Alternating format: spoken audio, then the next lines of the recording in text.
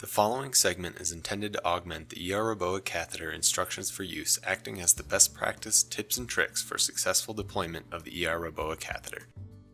If you have questions or need additional information, please contact us at 210-340-0116.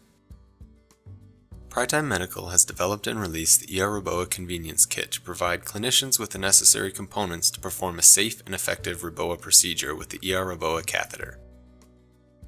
If your institution has elected to build your own REBOA kit, it is critical that a compatible 7 French introducer is selected, as not all 7 French introducer sheaths are compatible with the ER-REBOA catheter. A list of known compatible and non-compatible introducers can be found on our website at www.prytimemedical.com.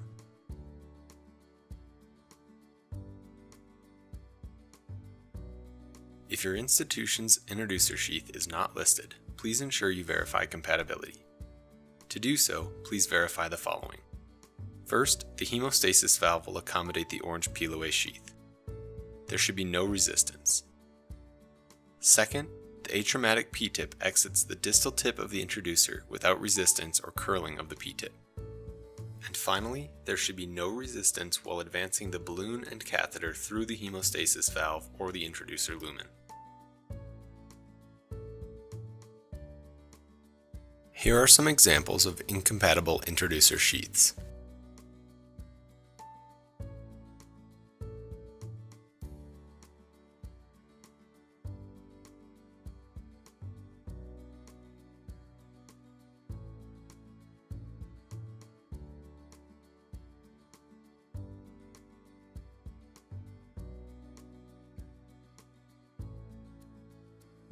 Preparation of the balloon is necessary prior to inflation. This ensures all air is evacuated from the balloon prior to use. Partially inflate the balloon with the desired inflation media. It is not necessary to completely inflate the balloon. While removing the inflation media, bubbles may appear in the syringe. This is an indication of air removal from the balloon. Be sure to hold negative pressure on the syringe plunger while closing the stopcock. In order to realize the benefits of the built-in arterial line, it is critical that the arterial line is appropriately prepped for use. To do so, secure the arterial line lumen of the ER-REBOA catheter to your institution's arterial line extension tubing and transducer. The ER-REBOA catheter instructions for use recommends 48 inches of arterial line extension tubing. After securing these components, a complete and continuous flush from the arterial line transducer to the distal tip of the ER-REBOA catheter is necessary to ensure a continuous fluid column from end to end. A few drips of fluid from the distal tip does not equate to a fluid column. Air bubbles may be present, minimizing the effectiveness or existence of an arterial waveform or arterial pressure. Inserting the ER-REBOA catheter and peel-away combo into the introducer sheath is a two-handed process. With one hand supporting the introducer hub, the other needs to be choked down on the peel-away sheath while inserting the catheter and peel-away through the introducer hemostasis valve, roughly half a centimeter.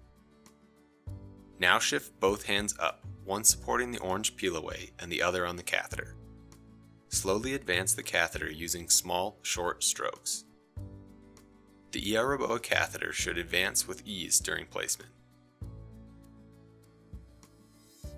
If resistance is encountered, do not force the catheter.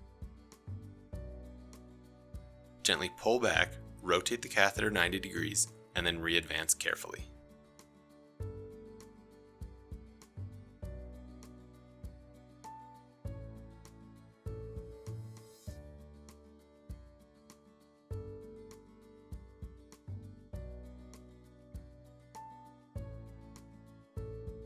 A change in the arterial waveform followed by increase in mean arterial pressure is an indication of occlusion.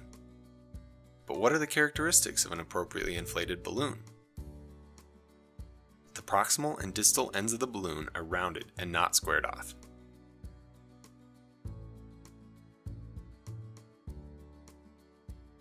Squared edges represent a potentially overinflated balloon.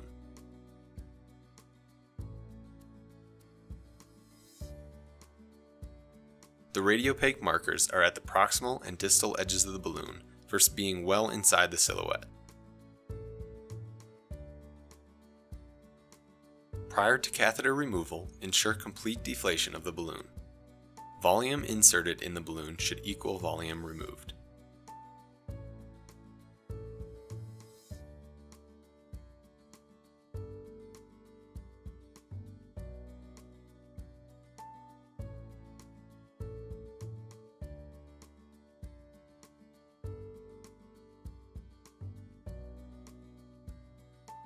Upon removal of all liquid, hold negative pressure on the syringe plunger and close the balloon lumen stopcock. Failure to fully evacuate the balloon will result in the muffin top effect.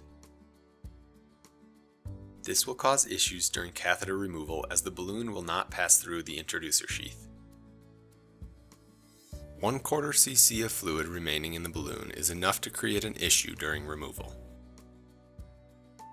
Ensuring the balloon is completely evacuated of any fluid is critical.